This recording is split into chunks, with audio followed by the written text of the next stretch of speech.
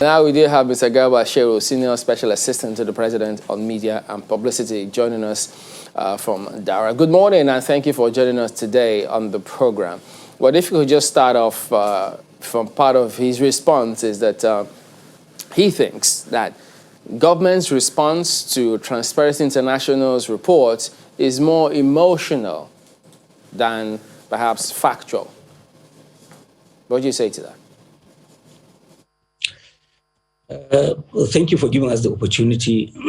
And I want to say that the response was measured. And it was an interim response. And as Alaba himself has said in his session, yes, a more detailed discussion is going on.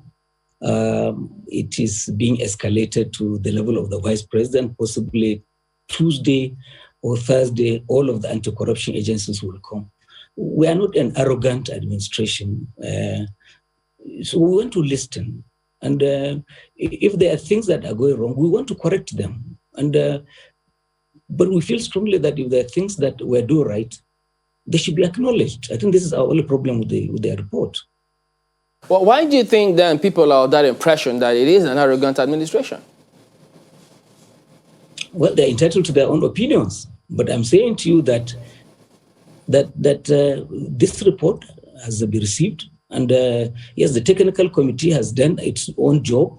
And all of the anti-corruption agencies will come together, sit with the Vice President, and a more detailed government response will be issued. We will rebut things that are wrong, but we want to be complimented for things that we are doing right. That's our position. Well, certainly that the compliments they come as well, but then when one measures the fact that one of the tripods on which this government, the federal government, stands is anti-corruption, it does, call for concern, especially given that certain agencies of government in Nigeria, of this same government, have pointed certain fingers. For instance, the NBS report pointed to some things along the same line that even though we have a little bit of reduction in the volume of corruption, the frequency of corruption has not reduced, especially talking about bribery. And that report fingered the police, most importantly. Another report by Risk and Compliance, powered by GAN, also pointed to the fact that judiciary and the police are most corrupt agencies. Also referenced the ICPC pilot survey that pointed to the same issue of corruption at these places. So when one factors all of these things, irrespective of the tremendous things that government is doing, the question then is, why do we still have these reports coming out? Well, as a government, it's not for us to stop them from releasing reports, but that all of these reports are based upon certain parameters. Use the indices that you want to, judge the government on. If you ask me this question, I will tell you that this one by TI is majorly, is not a judgment on Buhari or his administration or its war against corruption. It's a judgment on Nigerians. Because if you look at the major indices they used in arriving at these conclusions, they used 8 indices, 6 of which found Nigeria as being more or less on the same position. Nothing is lost. The two that they dwelled on that caused this backsliding are essentially Nigerian problems. When they looked at the varieties of democracy, they were talking about the political culture of this country. Vote buying, all these things about thuggery. Is it Buhari that is a thug? We are not doing thuggery. And we know those who are doing it.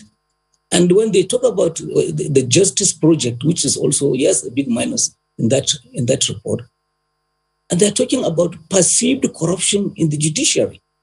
These perceptions are essentially not correct. Yes, there are issues with that sector, but wouldn't it have been nice if the reforms that are ongoing in that sector, so many changes are going on.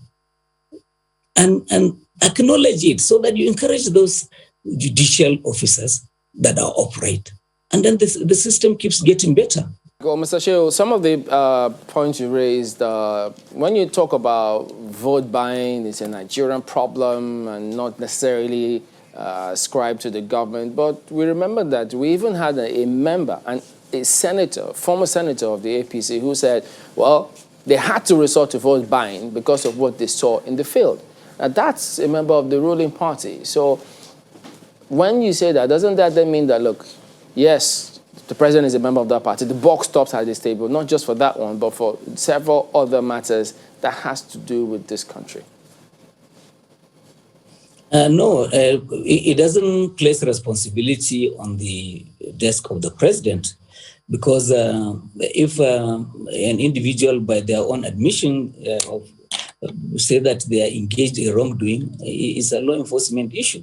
So, and it doesn't make it an official policy of the government. The official policy of the government is that vote buying is wrong. And as we have seen in especially the recent by-elections, there has been so much engagement by particularly the EFCC and the ICPC, and they're out there in the field, and the police, and they ensured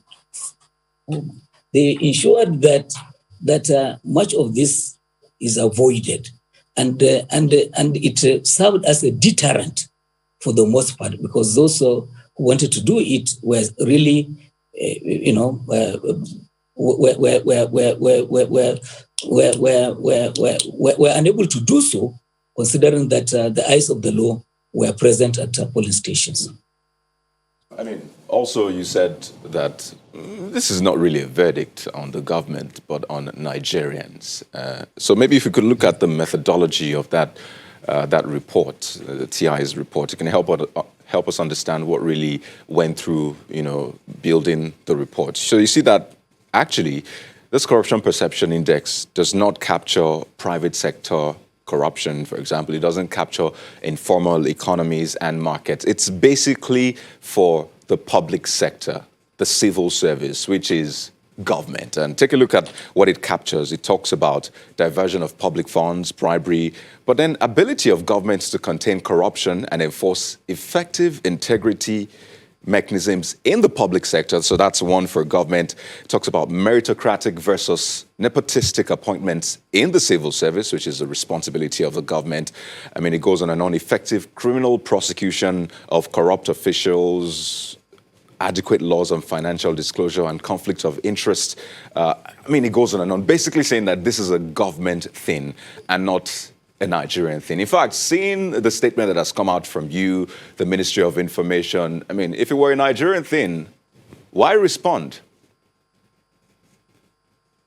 Well, let me say that we responded because we felt that where we did wrong, where we did exceedingly well, the report simply turned a blind eye onto that. Look, this is a country in which, before we came in, actually corruption was accepted as a norm. It's a part of the daily life, and it wasn't perceived as being essentially wrong. In fact, in this country, we had an administration that not once, they never denounced corruption, even for a day. We have made progress. And what I say is that with the increasing education and the creation of awareness, Nigerians are coming to accept that corruption is wrong and that is not the right way to go. This itself is a major achievement. Now, you talked about the prosecutions. EFCC alone, in spite of 2020 being a COVID-constrained year, EFCC achieved nearly 1,000, precisely 975 convictions. And they recovered huge billions naira, millions of US dollars, and all of that. Why won't the report talk about all of the things that we're doing, the ethics policy, and the return of, by the ICPC, the energization of the public, the code of conduct, and the policy of ethnic reorientation. All of these things are going on. So what we are saying is that, it's like you people in China's television, somebody deciding to assess you. Okay, let's accept that you people are doing very well. Talk shows, excellent, news, business. So we want to assess, but we want to use the clinic in their facility. How well is it doing? And then they go on to say, okay, what of the admin and the environmental issues? So core values, core issues on which your credibility rests are ignored. And then they just dwell on filial matters and pass damning judgments. This is our concern. They talked about several issues. Some even talked about the points that the First Lady raised at the point in terms of how much has been allocated to the hospital and the villa, how they can't get certain facilities or certain basic things in spite of how much has been allocated there. But T.I., when we had him, he also mentioned that, for instance, where are the seized, whatever has been recovered by the EFCC, you can't find any record or any of such things. So he just thinks that they're looting the looted funds. No, that cannot be said of an administration that has instituted the TSA, into which all government revenues go into. It happened before in the past, so Nigerians have reason to be suspicious of their governments. That governments in the past recovered money from abroad and all of that, and sat down and shared between themselves. That can no longer happen under this present dispensation. And for all to know, nobody, Minister of Information or one else, nobody is saying that the war against corruption is concluded. It's not over. It's an ongoing process. But the thing is that landmarks had been achieved, and let's accept that progress is being made, and then reinforce those elements. And where we are not, we are backsliding. For instance, we are concerned that, as a matter of fact, all of the things about the decline in the rule of law and the justice sector is just to punish this country, the administration, for EndSARS. Nothing more than the fact that they are claiming that excessive forces had been used against. But otherwise, what is new in that part that has not been said before? Well, Mr. Shehu, I didn't quite get the parts about the judicial system and EndSARS, because I was trying to see the correlation between both, especially in the context of this CPI, which we are discussing. So do you want to clarify? Yeah, there's this section dealing with the pandemic backsliding. And, of course, assessing the government in its response on the enforcement of enforcement of controls or the mechanism for regulating the COVID-19. And yes, assertion is there that excessive force had been used, and that again essentially brought down the rating of the administration. And when you look at what is going on, investigation into all of the things that happened with EndSARS is not over yet. Judicial commissions of inquiry are going on in more than 2/3 of the states. They are still reporting and they haven't finished. And so therefore it's not a finished matter. So this is the kind of thing we're talking about. Okay, because it sounded as though you were saying the security agencies were basically deployed to enforce COVID-19 regulations. I'm not sure if I got it clearly, but I mean, like you said, these cases are before the panels. But back to where I started from, because you said that this, this index really is not a verdict on the government, but on the Nigerian people. But so far, you seem to be saying, well, indeed, it's a verdict on the government, because clearly, when you look at the methodology and the parameters, it's a government thing. It is a public sector thing. So again, do you say that this is a verdict on the Nigerian people? Because if you look at it, even the private sector and informal sector where you have a lot of Nigerians really was not captured. So essentially, are you agreeing that this is a verdict on the government? Absolutely no, I'm not. Because if you are judging Nigeria and downgrading its standing on the basis of political culture, government doesn't manage political culture. Government is a player in that area. But everyone is involved, including my good friend Alaba and their party. They're all there. And so therefore, if there is a damning verdict about how we do our politics, how democracy, the choice of candidates, the elections, and the thuggery and all of the space that is sometimes mismanaged. Mr. Shehu, pardon me, I just read the methodology for you, and clearly it talks about ability of government to contain corruption and enforce effective integrity mechanisms in the public sector. So these are the questions they put out to the 8 sources, which include the World Economic Forum, EOS, the World Justice Project Rule of Law Index, the World Bank, CPIA, and others. These were the questions they structured and put to them about the public service, which is largely governed by the government. I mean, I could go on and on. It talks about meritocratic versus nepotistic appointments in the civil service. This is a government thing, Mr. Shehu. Why does it seem like you're shifting responsibility to Nigerians when it's something you're meant to tackle squarely? Because this is a government that is sincere and honest, because this is a government that, for instance, the ICPC, which is under the government, controlled by the government, and you cited it earlier on, they did an experience survey in which they pointed at areas in which there are concerns that corruption may come into play, may happen, or threatens to happen.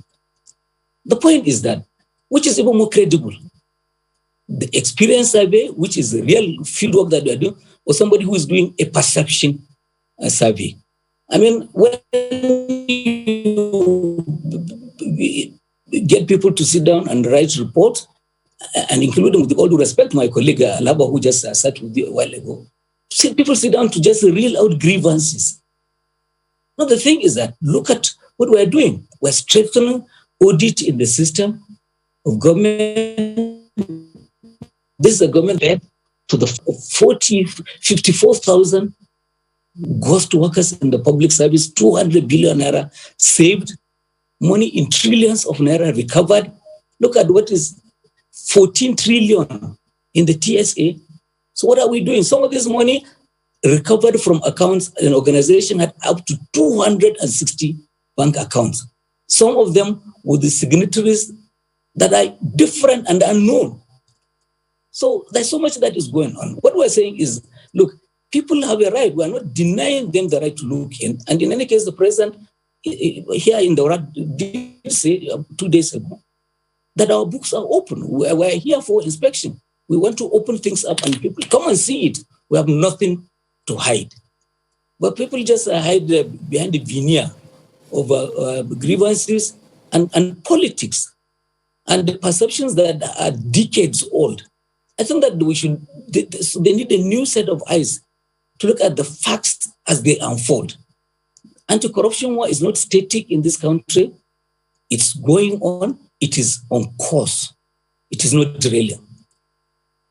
In July 2017, following a Freedom of Information suit that was brought before the court, a federal high court in Lagos ordered that the federal government, without any delay, immediately make public the names of high-ranking public officials from whom public funds were recovered, the circumstances under which funds were recovered, as well as the exact amount of funds recovered from those officials. Has this been complied with? I'm not sure I can give you this answer, but what I can tell you is that I'm also aware that the Minister of Information, Alhaji Mohammed, reeled out a number of names at some point. And if my sense is correct, he's still in court because he has been sued for naming names. So this is the country in which we live. Okay, but is there anywhere that if any Nigerian goes to now, they can get details of proceeds that have been recovered, at least by the AFCC? Even if they don't name names. I want to believe that the EFCC themselves, the EFCC should be able, because they run the accounts. And I remember that at some points, the president did call them up to say, make it public. And I think they did make public what they had collected at those times. I am not sure there's anything to hide from that. All of the things that are coming in, including money from abroad, as you are aware, money is being tied specifically to projects that are ongoing in the country. And these are there to be seen.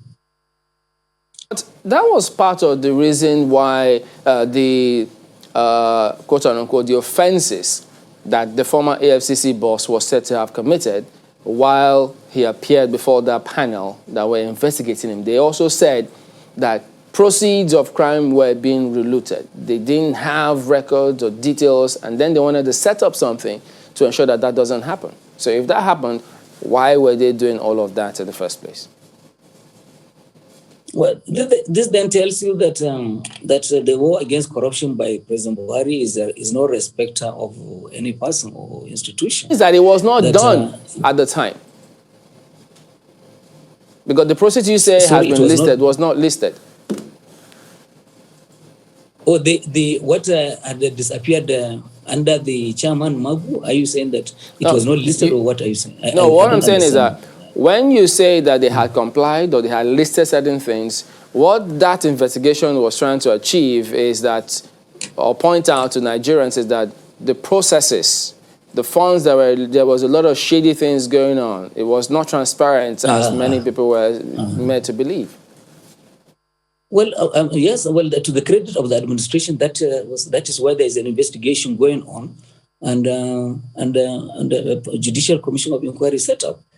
It then tells you that there is no plan on the part of the administration to cover things up.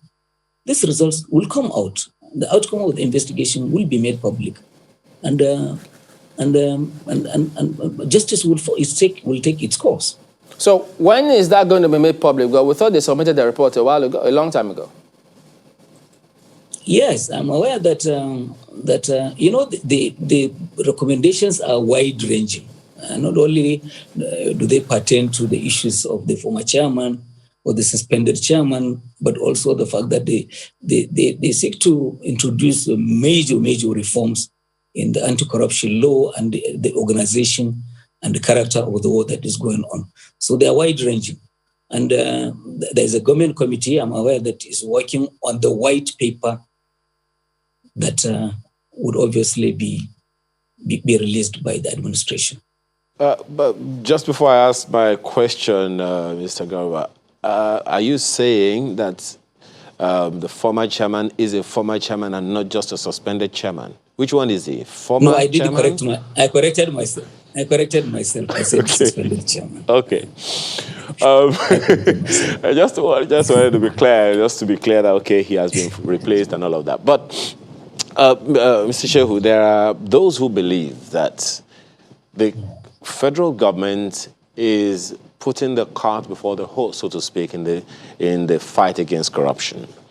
They believe that the federal government should prevent corruption as opposed to fighting corruption. And an effective way to do that, according to those who have made several presentations to the National Assembly, is the audit bill. That if we strengthen the office of the Auditor General and the audit law across board, we will do more than fight corruption. We will prevent the corruption itself from happening in the first place, as opposed to fighting it. What's the body language of government to that?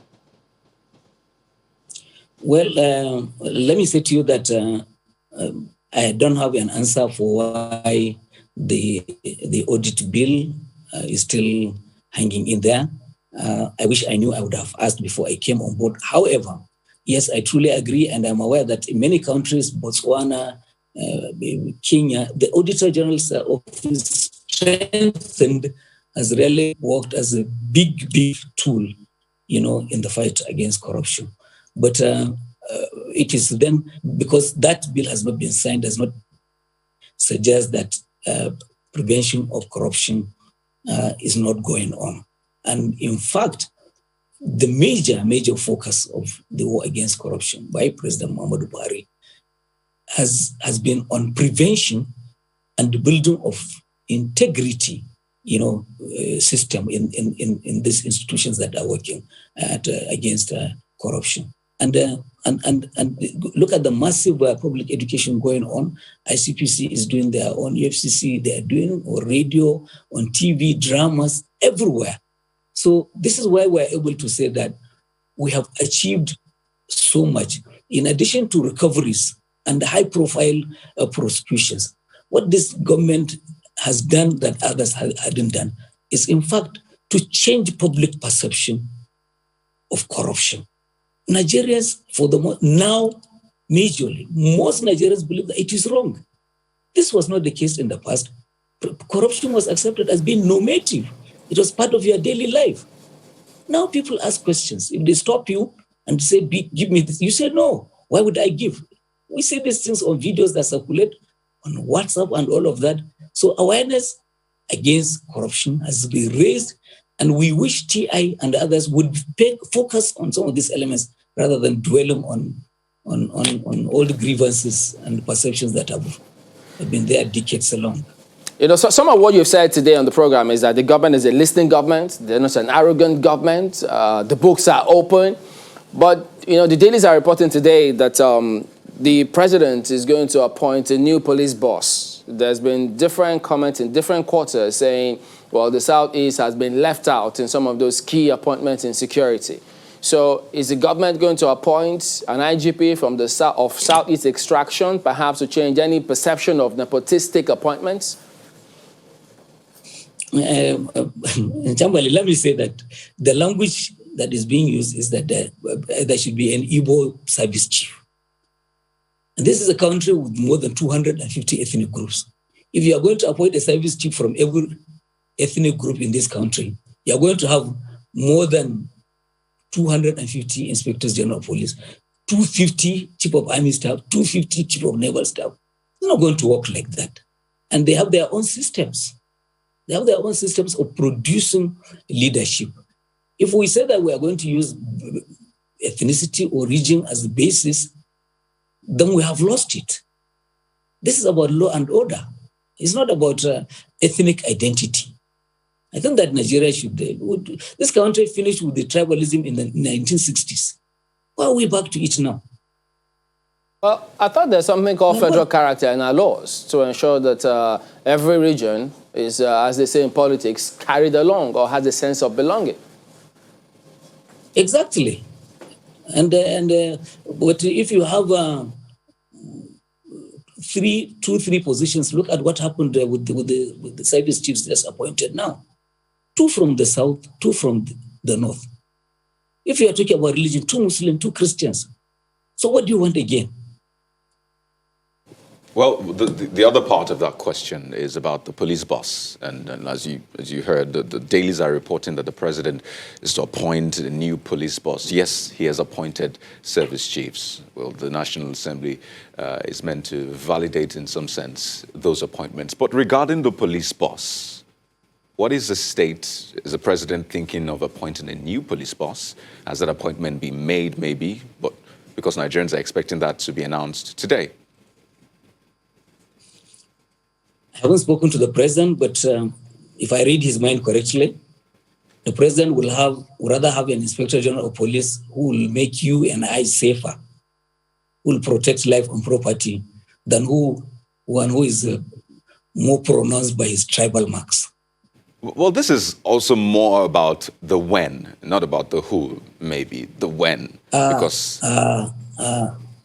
Well, I'm here in Daura, and so therefore, I believe that, I don't know, the president returns to Abuja Tuesday. He'll be on his desk Wednesday. So therefore, I don't know when he will do this. But one thing I can assure you is that in places sensitive like that, there is no vacuum that would subsist. So therefore, the system would obviously take care of itself. Does that suggest that a meeting of the National Police Council is in the offing anytime soon? No, the police council needs to formalize. President would always, if he wants, as we had seen in the past, the president appointed an acting inspector general of police and brought for approval or I don't know whether it's approval or notification, but the council met and it passed the IG of police. So therefore, if there is a new IG appointed, then he will barely be acting IG until the process is complete. Okay, Mr. Shehu, let's see if we could just quickly touch on this before we wrap up. You may have seen criticisms from different quarters about, governors, about 9 governors accompanying the president to Dora for that, registration process. And a lot of people thought, why should the president encourage that, really? So what are your thoughts on that? Look, this is to drive the spirit of the registration and the revalidation of membership. We must convey to the nation that there is unanimity in the party behind this process and everyone is involved. I think that criticism is coming from parties that are not able to organize and mobilize. We feel sorry for them. Who criticized the fact that the president wasn't wearing a mask in public? Was that deliberate? No, look, people are missing the point. The president had his face masks throughout that engagement. He had it off when he was speaking into the microphone. Please, this is a childish antic by PD.